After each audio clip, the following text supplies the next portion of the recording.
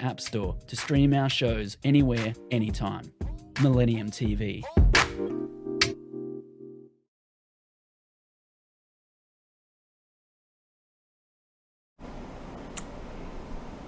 Can't see me. Welcome to Millennium TV 24. I guess you can hear me, but I'm not sure if you can see me. Hello. We're going to start off with New York news. Okay, so we have a free summer meals program that begins today across New York City. And let's get into it. The free summer meals program is kicking off across New York City today, and all you need to do to get a free meal is to show up to the event. Officials say you do not need to register or show ID to get one of the free breakfasts or lunches. The meals hubs are open from Monday through Friday, and that's starting today from 9 a.m. to 1 p.m. The meals are all grab and go, meaning you cannot eat them on site. But we was told that vegetarian meals are available at all locations. There are kosher and halal meals available at some of the sites, but not all. So if you are interested and you want some more information, go to schools.nyc.gov and search for school life food and community meals, and you'll get all the information you need. And next, we have a 21-year-old Marine who was injured in Times Square shooting between CD vendors. And a 21-year-old Marine who was visiting Times Square in New York City is recovering in the hospital from a gunshot wound suffered after gunfire erupted between street vendors. The incident occurred on Sunday evening, and that was near Broadway at the intersection of 7th Avenue and 46th Street, when a small group of about 6 CD vendors got into an argument under the Marriott Marquis sign on West 45th Street. It was then that one of them pulled a gun and fired a single shot, which ended up striking 21-year-old Samuel Poland, who was standing just a few feet away near a Starbucks establishment. But Poland, who suffered non-life-threatening injuries in the shooting, was gazed in the back by the bullet and immediately taken to Bellevue Hospital to be treated. Authorities did say that Poland was the only one that was injured in the shooting and that he was not the intended target. No arrests have been made as of yet, and that's regarding to the shooting, and the investigation is still ongoing. So anyone with more information about this shooting is asked to call the NYPD's Crime Stoppers hotline, 1-800-577-TIPS. Next, police clash with new crowds at New York Pride on first year. I had to pull up the story because I was just kind of confused on how New York, the police department, is barred from securing events in New York City.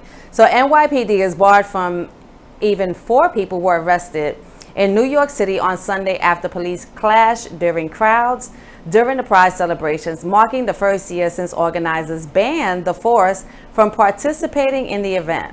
Uniformed NYPD officers were barred from taking part in this year's event after organizers took steps to create safer spaces at a time when violence against marginalized groups, specifically BIPOC and trans communities, has continued to escalate.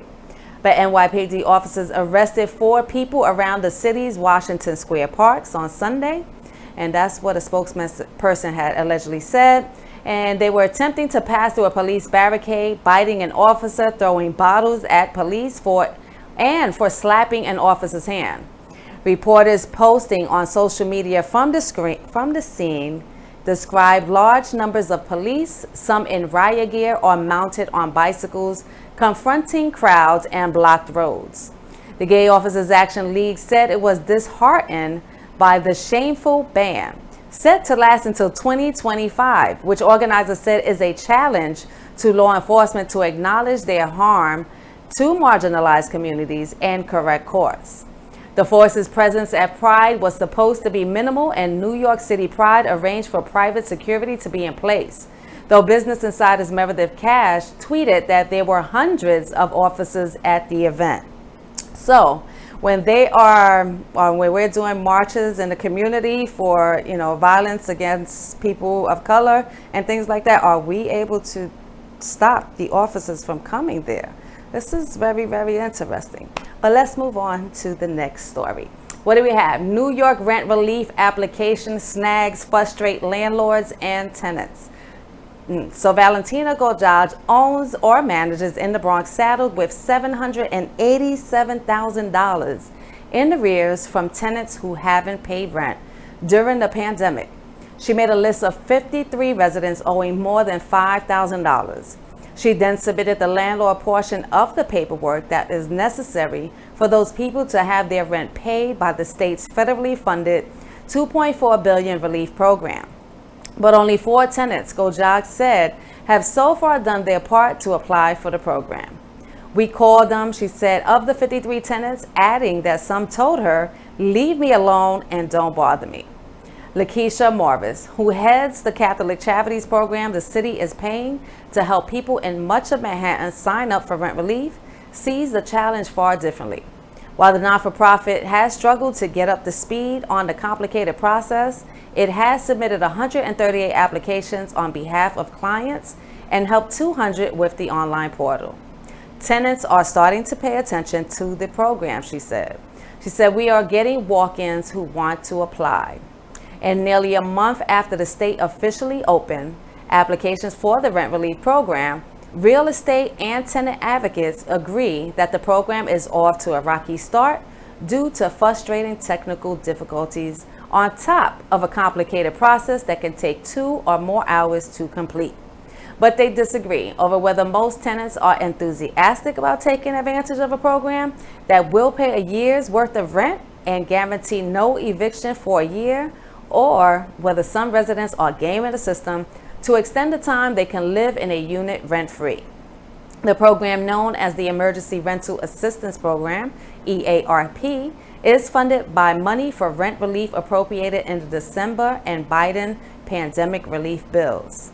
After a previous effort last year resulted in very little money reaching tenants, the state turned the program over to the Office of Temporary and Disability Assistance.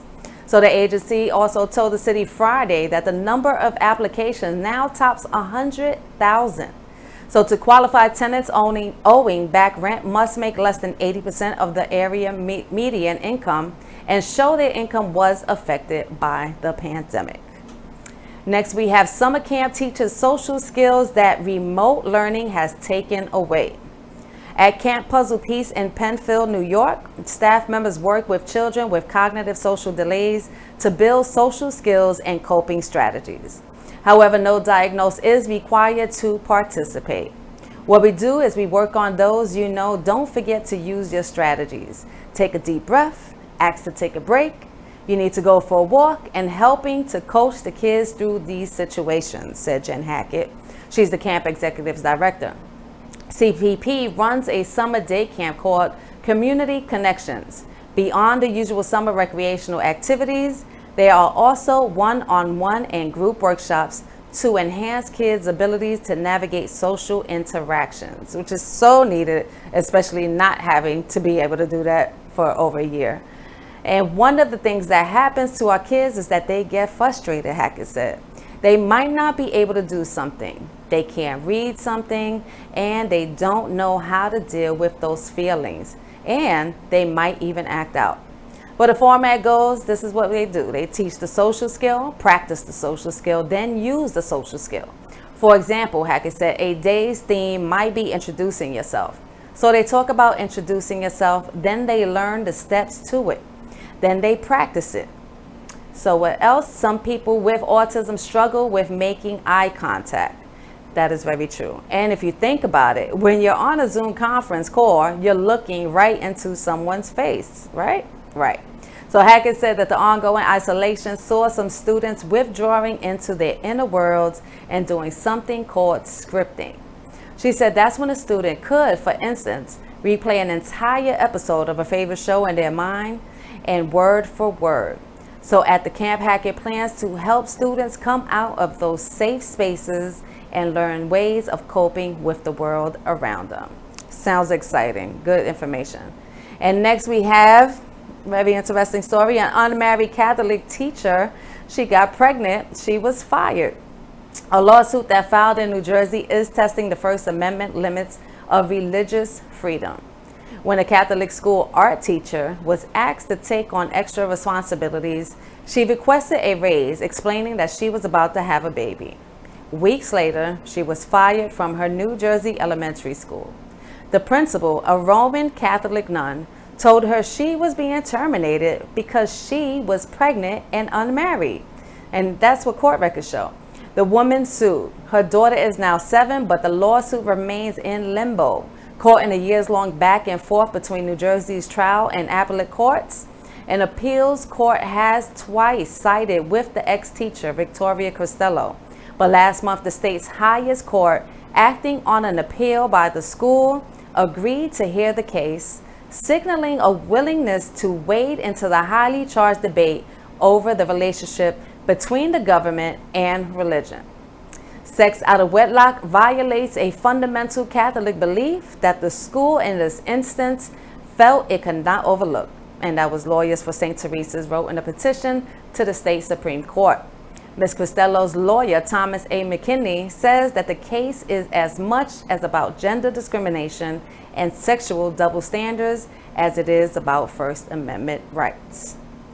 But the principal acknowledged in depositions that she made no effort to determine if other staff members, very true, including men, were engaged in extramarital sex, and that's also in the court records. Ms. Cristello's lawsuit was twice tossed out by trial court judges, only to be restored each time on appeal.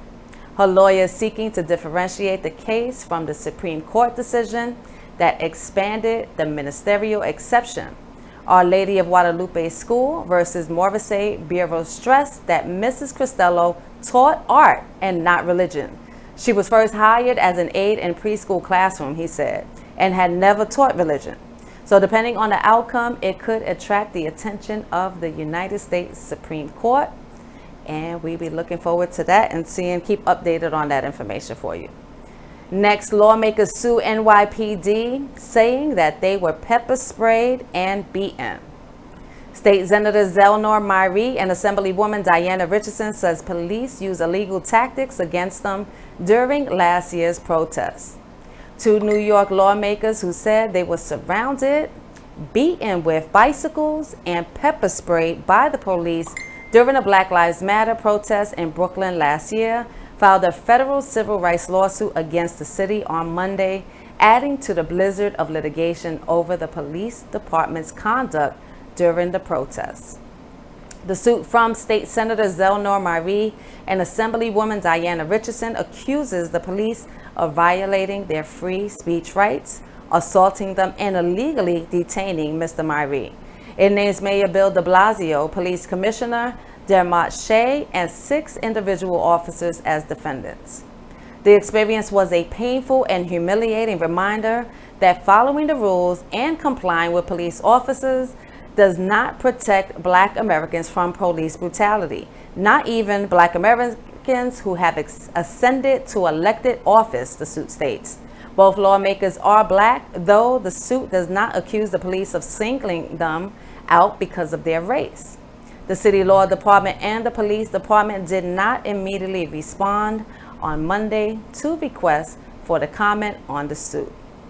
But the police in New York have faced widespread criticism for responding to protests against police brutality with violence last May and June during the nationwide demonstrations that followed the killings of George Floyd and Breonna Taylor. There were more than 2,000 arrests in New York, and video after video shows officers, including white-shirted commanders, punching, beating, and shoving protesters, often without apparent provocation. The City Department of Investigation concluded that many officers violated protesters' civil rights, and Mr. de Blasio personally apologized for the police's conduct. Only a handful of officers have faced significant discipline. The police have said that more than 400 officers were injured during the protests, including 260 who were hospitalized, and that protesters caused more than $800,000 in damage to police vehicles. But this is what I'm saying. So when we have our things, can we have a break on the police being there? We have them banned? I don't know. Good question. Well, we're going to go into a break, and we'll be right back with my guest. And my name is Kim Seabrook. Stay tuned. Thank you. Millennium TV. bridging communities worldwide. We broadcast diverse international content from Europe, Asia, Africa, and now right here in the USA. Watch us via Roku on your smart TV. Submit your own content to 1530 Entertainment LLC at gmail.com. Download the Millennium TV app from the App Store to stream our shows anywhere, anytime. Millennium TV. Millennium TV, bridging communities worldwide. We broadcast diverse international content from Europe, Asia, Africa, and now right here in the USA. Watch us via Roku on your smart TV. Submit your own content to 1530 Entertainment LLC at gmail.com. Download the Millennium TV app from the App Store to stream our shows anywhere, anytime. Millennium TV. Millennium TV, bridging communities worldwide. We broadcast diverse international content from Europe, Asia, Africa, and now right here in the USA. Watch us via Roku on your smart TV. Submit your own content to 1530 Entertainment LLC at gmail.com. Download the Millennium TV app from the App Store to stream our shows anywhere, anytime. Millennium TV. Millennium TV, bridging communities worldwide. We broadcast diverse international content from Europe, Asia, Africa, and now right here in the USA. Watch us via Roku on your smart TV. Submit your own content to 1530 Entertainment LLC at gmail.com. Download the Millennium TV app from the App Store to stream our shows anywhere, anytime. Millennium TV. Millennium TV, bridging communities worldwide. We broadcast diverse international content from Europe, Asia, Africa, and now right here in the USA. Watch us via Roku on your smart TV. Submit your own content to 1530 Entertainment LLC at gmail.com. Download the Millennium TV app from the App Store to stream our shows anywhere, anytime. Millennium TV. Millennium TV, bridging communities worldwide. We broadcast diverse international content from Europe, Asia, Africa, and now right here in the USA. Watch us via Roku on your smart TV. Submit your own content to 1530 Entertainment LLC at gmail.com. Download the Millennium TV app from the App Store to stream our shows anywhere, anytime. Millennium TV. And welcome back to Millennium TV 24. I'm Kim Seabrook, and today, my guest, we have Styles Lewis. Hi, Miss Styles.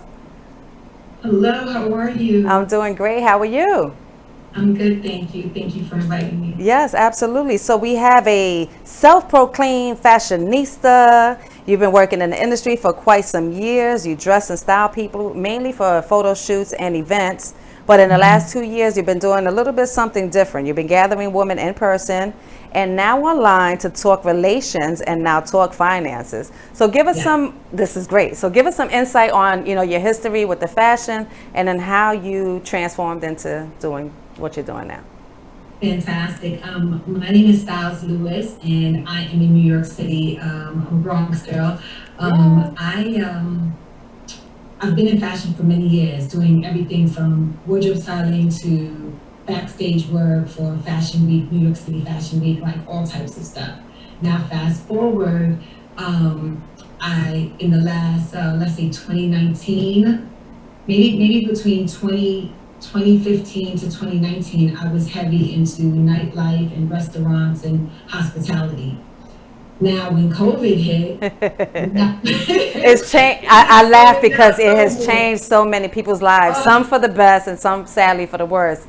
But go ahead, please. Right. So so from 2015 to 2019, I was heavy into nightlife and restaurant stuff, and I've always done it here or there. But I finally was like, this is what I'm gonna do. I'm gonna do events. Like I got excited about it. I'm gonna do events. I'm gonna do VIP. This is my section. I'm gonna stay here in this space. And I'll dress people whenever it comes up. No, didn't happen like that. COVID hits, everyone's stuck at home. you just hear the numbers going up of people dying, be it from COVID or killing themselves or whatever the case may be. I'm like, we need to connect.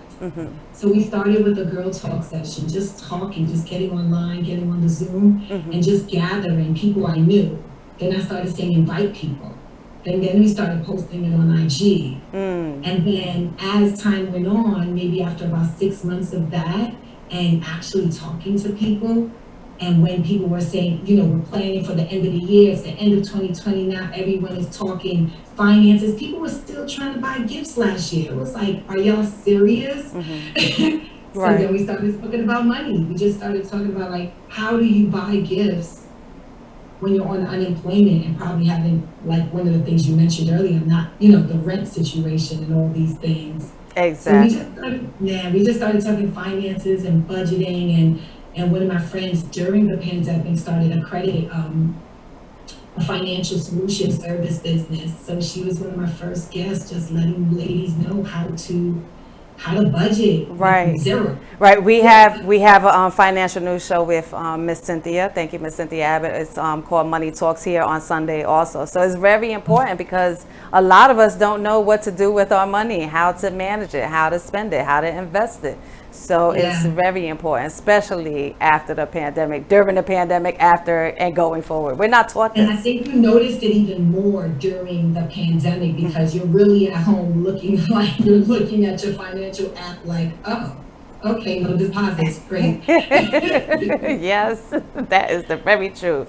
So how do you feel not being able, are you still doing designs and fashion styling right now at this point? How's it been? Yeah, I was able to pivot. I was definitely able to pivot. And with these Zooms, you know, even like I told you earlier, I was like, I changed my dress. I mean, now we have to show up. For the most part, in the beginning, we were showing up and people were showing up any kind of way. And then now that this is about to be a whole way of life for people, you know, this virtual communication. So you don't want to look crazy or you don't want to show up your best, you know? Right. You want to show up at your best. You don't want to show up less than your best in these moments. So now I got a whole new career positioning to like help you with your bio pictures. What does it look like to, you know, look professional when on a Zoom? How should you look hosting and all these different things? Now I'm shopping for women. I'm shopping for women and giving tips out for their new lifestyles. That is awesome to hear because I mean when you're home and then you know like even I've talked about not even wearing heels for a whole year, you know, or just once in the blue moon if you threw them on, you know, occasionally, but it's a whole transition. It's hard to adjust to that. How are you making other people adjust to, you know, being beautiful and stylish online? So for the most part, I don't do it often, but I was trying to go live with other stylists just so that everyone can perk each other up, telling everyone how they see beauty is. You know, I just want women to know that regardless if you decided not to wear makeup for the whole year and that's not what you want to do anymore and you don't want to wear heels, that's fine, but we still should just show up for the occasion, whatever it might be. So have those go-to jersey knit dresses or that summer, you know, that summer dress that you could throw on, have a ponytail ready or that special red lip, you know, a red lip is powerful, you know, and so many women wear the lashes, but they're wearing the lashes with their scarves and it's like, okay, now take the scarf off. I love the lashes, but take the scarf off, you know, show up with some earrings and I think that's really just a little bit. That's all you really need. And look at this. We can't even see past our torso, so you just need a good top. Really. I was going to say that because you know plenty of times people are not like, they may have their sweatpants on with a nice blouse on the top. Yeah, exactly. So how did you get into styling? How did that happen for you? Many years ago, I've always been in fashion. I would credit my mom to some degree because she loved it as well. But at the end, she had me in all types of things, from etiquette school to dance class. I can't dance, but she had me in all types of things just to keep me motivated and busy. And fashion is one of the things I took to. So just like everyone else that's been in fashion, in some form of fashion, I went to retail, and from retail, I started working with some well-known designers and a few celebrities that opened up stores and stuff like that, and grew clothing lines, and I just kept building from there. I'm always behind the scenes though. But now in this new world in which we are in, you have to step from behind the scenes. You can't just be behind the scenes. Everyone wants to know who you are and what you look like. So, hi. I'm showing Absolutely. up now. Absolute in style. Hello. So, Yeah. what is your overall passion? I know, as we just mentioned, everything just changes in the blink of an eye. And one thing you think you're going to be doing this, and then you're not.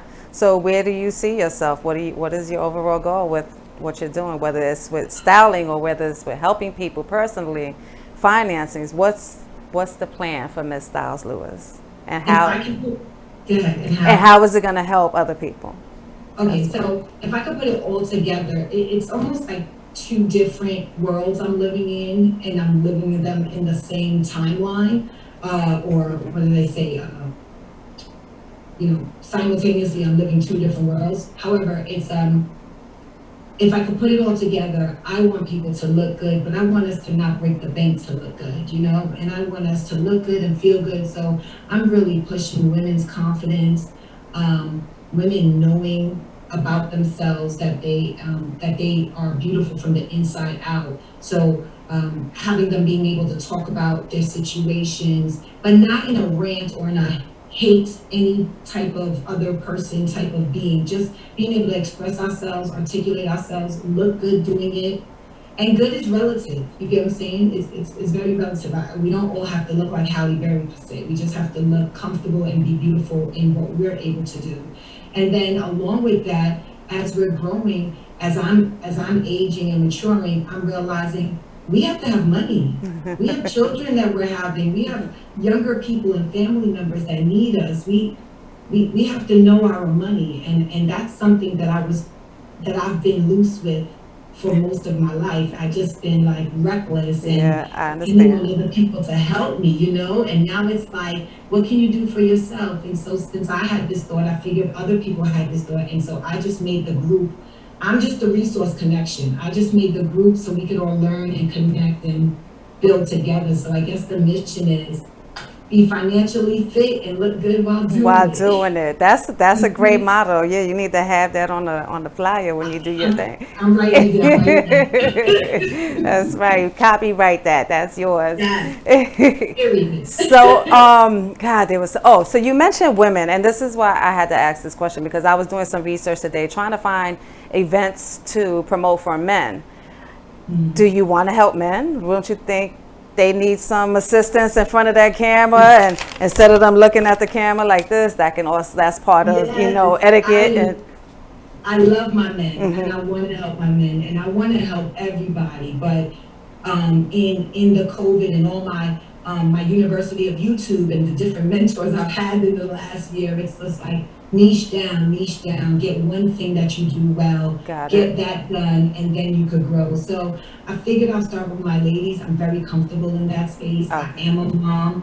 I am a woman, and some of the things I'm telling them, you can see in me. I look like many people that I talk to already, so it's a little bit easier for me to say, "Girl, this looked great on you," or whatever the case may be, and actually connect with them in that sister vibe versus stepping out of, and it's not out of my comfort zone because I used to do men's tailoring and suiting. It's just that it's just like the common thread that I just keep hearing is do one thing. You know what I mean? Get that one Get thing that. mastered and then move on. So That's an excellent response. That's a perfect, beautiful way to respond. Absolutely. So I definitely understand. If it works, that's what works. Then don't yes, push it until you can get that until I on. can grow to the next level. Yeah. Exactly. All right. Well, Ms. Styles, is there anything you want to tell us before we end? Actually, where can they find you? This is very important.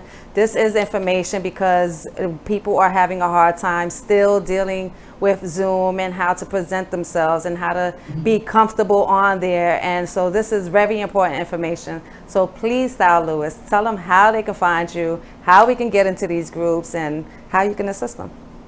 So again, my name is Styles Lewis, and my website is styleslewisnyc.com. So you can totally find me there, and I have a contact page that you can talk to me through there. And I'm on IG. I am on Facebook, but I'm not really a Facebook user, so I'm sorry about that. But That's I okay. am on IG as Styles Lewis 14. the number 14, Styles Lewis, STYLES, Okay. the number 14, and that's my IG page. And the groups are usually posted in Eventbrite, and then in my at the top of my bio on my IG page, there's usually a link when there's an event happening to say, hey, ladies, you could come to this next event. I usually post it in the link tree above in the bio. And this is just a space that I'm gonna keep growing. We used to do in person, and since the COVID, we started transitioning into virtual. But now that it's summertime, we can meet outside again and hang out. So Yes. soon there'll be another in-person event really soon. Awesome. Well, please keep us updated, and we will definitely relay it to our viewers and the world. And Styles Lewis, I just want to thank you so much. Your energy is beautiful. Your presence is beautiful. Your time is appreciated. You're welcome. And I will see you around. We're going to go into a commercial break, and I'll catch you next time. Thank you, Ms. Styles Lewis. Bye. Bye.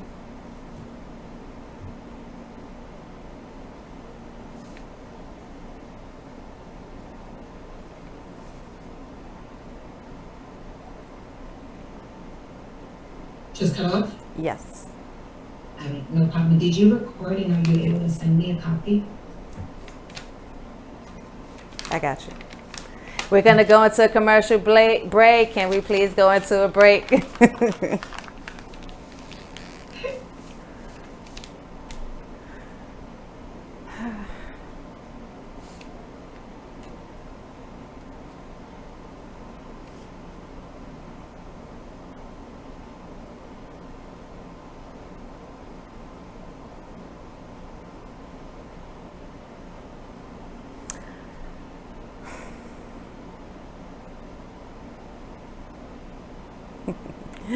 Welcome to Millennial TV 24. I tell you, I'm waiting to go on a break, so we'll be right back again. Millennium TV 24. This is a good look in the news. I just had Styles Lewis on, who provided us with some great information. Well, she provides groups to help with some great information. And where is my technical staff at?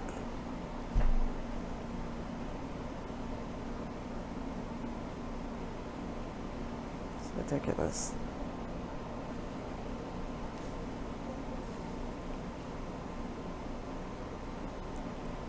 Need to go into a commercial break. This is Kim Seabrook, Millennial TV 24. It's a good look in the news. Or should I just continue with the news? You want me to continue with the news and then go into another break? Oh my gosh, y'all.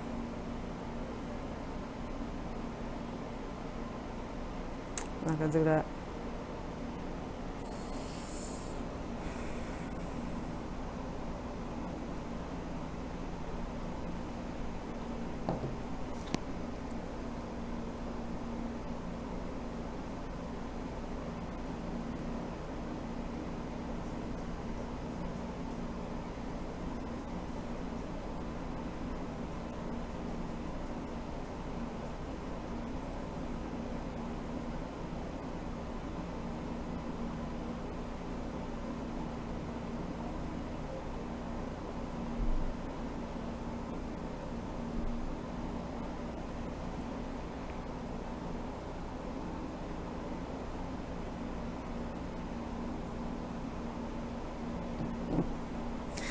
I would like to go into the news and keep going, but unfortunately there's a split screen, so I'm just waiting for this to be resolved.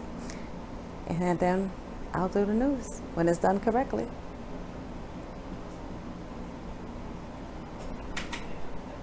Like, you don't see what's going on here? He's disconnected. We are not telling you to take the break. When you take yourself. We can hear you. I need to take a break.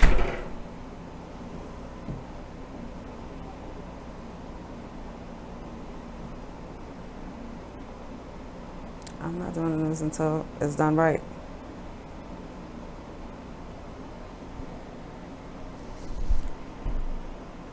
Now we can do the news again with world news. Millennium and TV, now we're bridging going to go into a communities break. worldwide. We broadcast diverse international content from Europe, Asia, Africa, and now right here in the USA. Watch us via Roku on your smart TV. Submit your own content to 1530entertainmentllc@gmail.com. Download the Millennium TV app from the App Store to stream our shows anywhere, anytime. Millennium TV.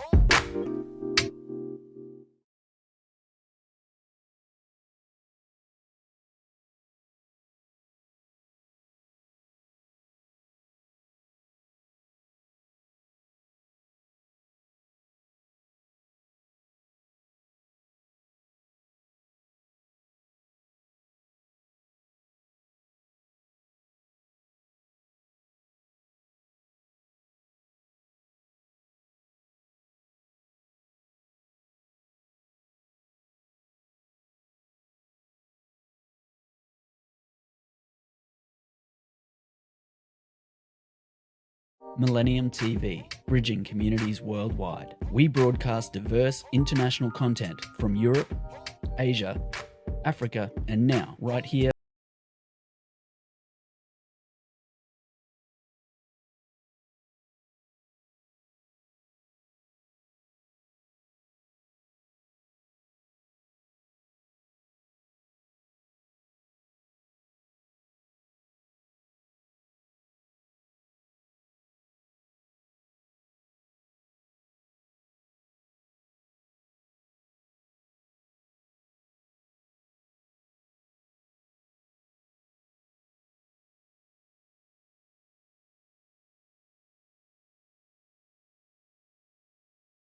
In the USA.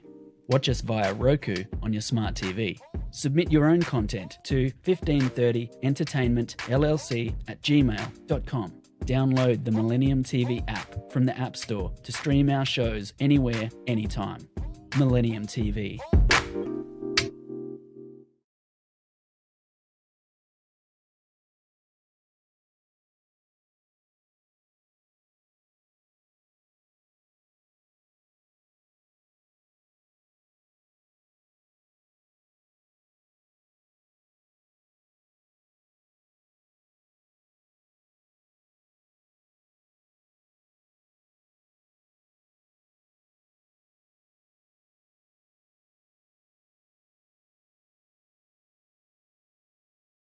I apologize for any technical difficulties, and this is just the world of the entertainment business. This is what happens.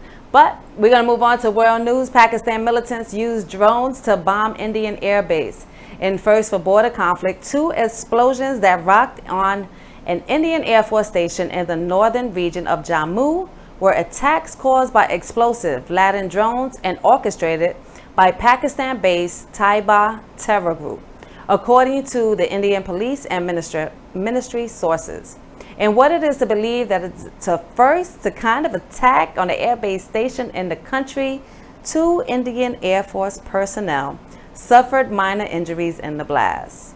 Following the initial investigation, it has been revealed that the Pakistan-based terror group was attempting to target the air traffic control tower of the air base with 1 drone, and another was either intended to bomb a Park IAF helicopter or the radar. The 2 IEDs weighing around 5 to 6 kilograms with RDX as the main explosive charge were dropped at a distance of 50 yards from each other. That's a senior security official has stated. One charge was some 40 yards from the ATC, while the other was around the same distance from the parked helicopter. But the handlers missed the target, and that was maybe due to the faulty execution or high wind factor. The suspected twin drone strike that happened just minutes apart took place about 14.5 kilometers away from the international border with neighboring Pakistan after midnight on Sunday. But one blast blew off a portion of the roof of a building in the technical section of the airbase, while another exploded in open space. And hours after the blast shook the airbase, police in India's restive Jammu and Kashmir arrested a man allegedly with a cache of 4-kilogram explosives that was suspected to be used for another blast in a crowded place. Jammu and Kashmir Police Chief Dilbagh Singh said that they averted another IED blast by Pakistan-based out LET by seizing the explosive. The air base in the southern city of Jammu is in the Indian-controlled part of Kashmir. There has been a long-standing dispute between India and Pakistan over the Jammu and Kashmir region. The valley is governed by both in parts, but claimed in its entirety by both India and Pakistan.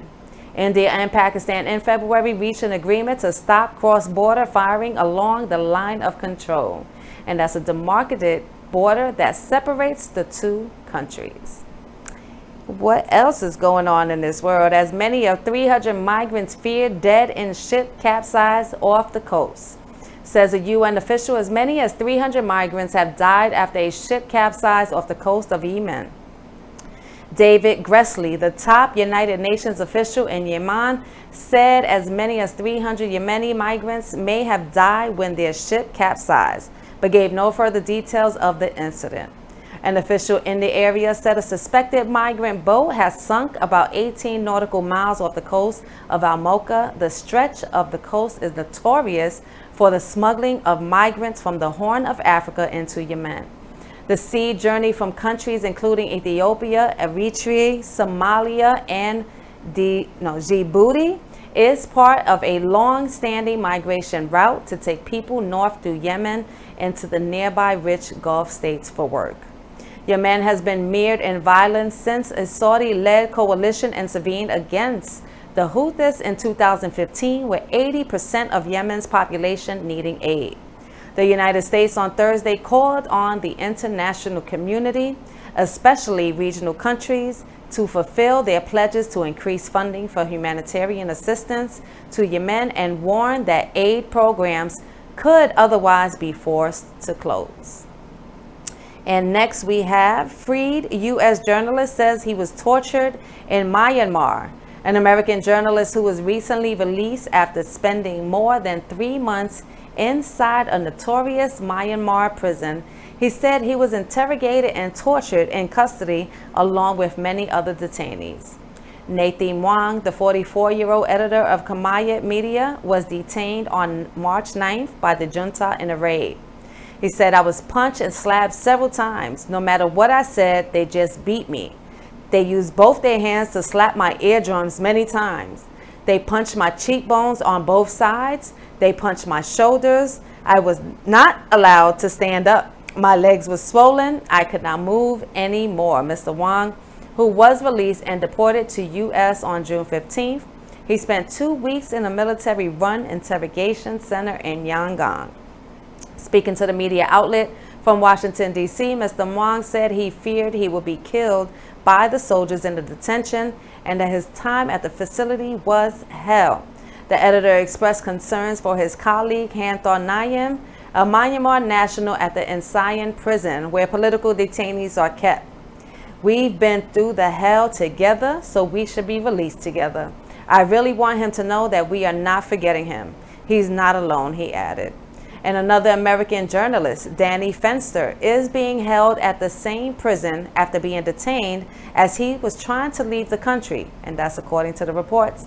But the 37-year-old managing editor of Frontier Myanmar has detained at the Yangon International Airport on May 25th when he was about to board a flight to Kuala Lumpur. Frontier Myanmar said in a statement on its website that Mr. Fenster was remanded to Insayan prison for 2 weeks following a brief hearing and is scheduled to appear again in court on July 1st.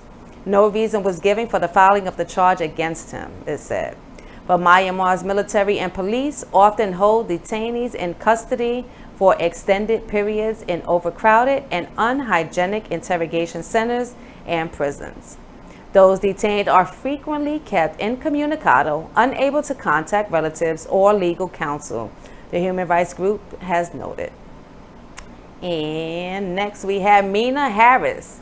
A Phenomenal releases t-shirt. Yes, I wanted to bring this out.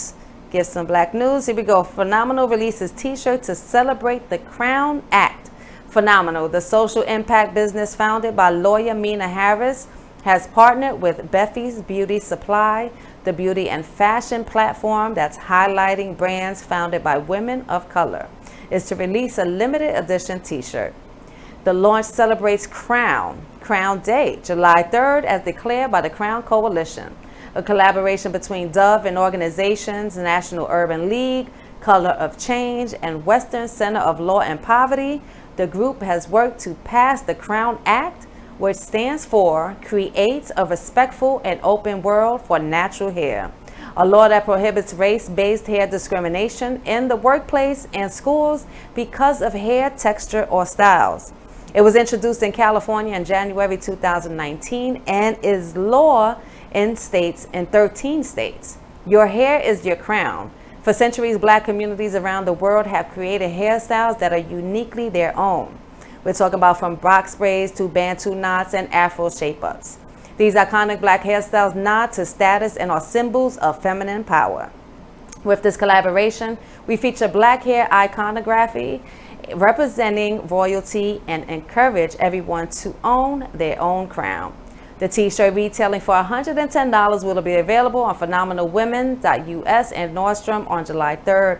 Phenomenal has partnered with vegan hair care brand Sienna Naturals, owned by actress, writer, and producer Issa Rae and Hannah Dio, to launch a conversation series on the subject, and with production company Hayden 5 for a campaign video that's directed by J.J. Anderson. And last but not least, you know what it is, community news. On July 1st at 5:30 p.m. in Central Park, that's by Sheep Meadow between 66th and 68th, Women's Circle celebrate women in the park. So what's going on with this event? You're going to join them for a happy hour of conversations and activities for women who want to be seen, held, and heard without judgment. So you're going to bring your blanket, you're going to bring your picnic basket, and bring your friends. Women's Circle is a collaboration between Womanity and Your Coach in America. And in our circles, we host women who want to talk openly about their doubts, their dreams, their intentions. A circle is space for self-reflection and rest, free of judgment. Their gatherings are open and led by 2 experienced coaches who encourage the group to connect as a sisterhood and to share their wisdom and experiences. Women's circles are an opportunity to meet with others from all walks of life and share the wisdom of experience. They are here to guide your journey, to create a safe space, to remind us, all women, of our worth and work on our self-confidence. We engage in open dialogue for more clarity and awareness, and that's the information that was given to us by them. You can register on Eventbrite, and you can look again for Women's Circle in Central Park or www.womanityplay.com/women-circles. So look up Womanity Play. And that's again July 1st at 5:30 in Central Park between 66th and 68th.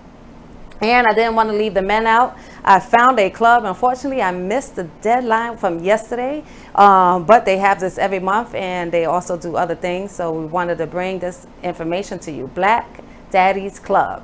And this was brought together because at the age of 24, Brandon Hay, founder of the Black Daddies Club, discovered he was about to become a dad for the first time. Being raised by a single mother and without the presence of a consistent father figure, he was filled with anxiety and fear, which a lot of them are, unfortunately, about his own ability to be a great father that happens so often in our communities. Knowing of other men in his situation, he believed that a forum where they could share ideas, struggles, and victories seemed like it could be an effective network for support. Thus, in 2007, Hay founded BDC in response to the isolation he felt as a new Black father, as well as the lack of forums and spaces for Black men to discuss parenting issues and concerns facing the Black community as a whole. The main goals of the organization are to change the image of the absent Black father that is prevalent in the media and to assist young Black men to become better fathers. And so, in doing so, BDC aims to support Black children, families, and the larger community. BDC's mandate guiding principles are: 1 is to develop a continuous support system for Black men and fathers to share their challenges and or experiences. 2 is to work with the fathers and the community at large to address issues facing Black fathers, children, and families. Next is to work with the media to provide alternative images of Black fathers and assist in the creation of our own media that depicts Black fathers in a positive light. So please visit them. They have something on the last Sundays of the month. It's blackdaddiesclub.com. And the event is called Black Daddies Presents Sunday Dinners. So again, it's monthly online. The last Saturday is a gathering for Black men to connect and speak with each other, because this is not given often out here in our communities. So take advantage of it. My name is Kim Seabrook. You're watching Millennium TV 24. I thank you for taking a good look in the news today, and we'll be back tomorrow. Thank you.